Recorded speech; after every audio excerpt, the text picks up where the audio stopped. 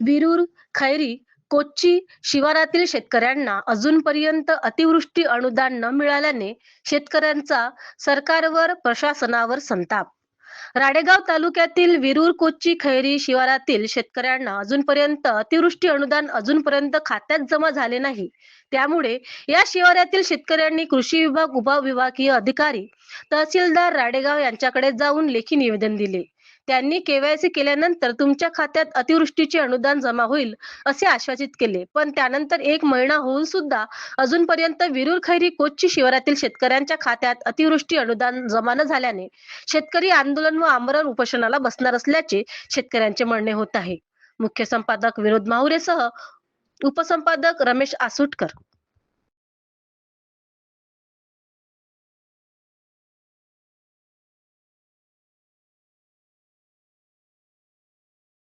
आज दिनांक 9/1/2026 रोजी आपण खैरी तलाठी कार्यालयासमोर आलो आहेत। या ठिकाणी राळेगाव तालुक्यातील विरूर या क्षेत्रातले अजूनही शेतकऱ्यांना अतिवृष्टीचे पैसे मिळाले नाहीत। शेतकऱ्यांना खूप तहसीलला, कृषी विभागाला पायपीट करून सुद्धा अजूनही त्यांच्या खात्यात पैसे जमा झालेले नाही। त्यांचा केवायसी पण केलेले आहे तरी पण त्यांचे पैसे मिळाले नाही। त्यामुळे शेतकरी संतप्त झाले आहे। शेवटी आज त्यांनी प्रतिक्रिया देण्याची सुरुवात केली आहे। त्या संदर्भात आपले शेतकरी आहेत, विरूर येथील शेतकरी आहेत, विलास शिवरकर आहे। साहेब, आपले ॲक्शन इंडिया टीव्हीमध्ये हार्दिक स्वागत आहे। आपलं नेमकं काय, आपली मागणी काय आहे? आमचे अजून विरूरचे पैसे जमा झालेले नाही अतिवृष्टीचे। त्याच्यासाठी आम्ही 2 वेळेस 10-20 कास्तकार मिळून कृषी विभागाची भेट घेतली, तहसीलदाराची भेट घेतली। जगदेव साहेबांचे पैसे सध्या आम्ही गेलो तरी पण त्यांनी जमा होते म्हणून सांगितले आहे। तरी आम्ही केवायसी करून सुद्धा अजून पैसे आमच्या खात्यावर जमा झालेले नाही आहे। किती दिवसात जमा होतं म्हणून त्यांनी सांगितलं होतं? त्यांनी सांगितलं केवायसी केल्यानंतर होते म्हणून, पण अजून आता महिना होत आला, अजून केवायसी करून सुद्धा पैसे जमा झालेले नाही। या संदर्भात परत शेतकरी आहेत। साहेब, आपण या ठिकाणी मुलाखत देत आहेत। नेमकं तुम्हाला अतिवृष्टी, तुम्ही सगळे डॉक्युमेंट दिला पण अजूनही भेटलेली नाही, त्याबद्दल काय सांगू इच्छिता? सगळे डॉक्युमेंट दिले, केवायसी केल्या, पटवारी साहेबांना भेटलो। त्यांनी सांगितलं का बुवा तुमचं मागं पुढं येईल, पण आता एवढे दिवस होऊनही पैसे आले नाही। आम्ही राळेगावला जाऊन आलो 2 वेळा। त्यांनी सांगितलं का बुवा येईल तुमचे पैसे, 8 दिवसानं येईल, 15 दिवसानं येईल, अजूनपर्यंत पैसे आले नाही।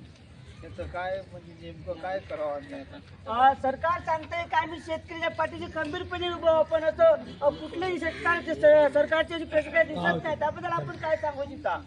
सगळ्या शेतकऱ्यांची शासनाने आणि प्रशासनाने थट्टा केली असा प्रकार सगळ्या उघडकीस दिसत आहे। आणि अजूनही आम्ही 2 महिन्यापासून या पैशापासून वंचित आहोत। सगळे आम्ही बाधित झालेले शेतकरी आहोत।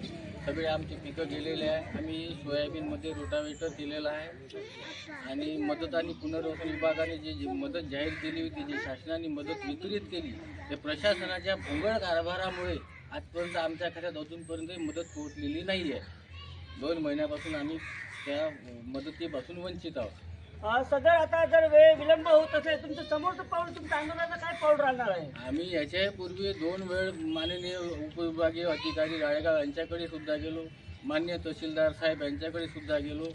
त्यांच्यानंतर हे असे जर प्रकार आला तर आम्ही आंदोलन करून आणि उपोषणाला बसण्याचा आमची तयारी आहे। धन्यवाद। यांनी शेतकऱ्यांनी सांगितलं का जो जगाचा पोशिंदा आहे शेतकरी असतो आणि आपला भारत देश कृषीप्रधान देश आहे, पण शेतकऱ्या जर आमरण उपोषणाची खरंच शेतकऱ्याच्या सरकार या दखल घेऊन शासनाने तातडीने त्यांचे पैसे यांच्या खात्यात जमा करावं अतिवृष्टीचे, अशी या शेतकऱ्याची मागणी होत आहेत।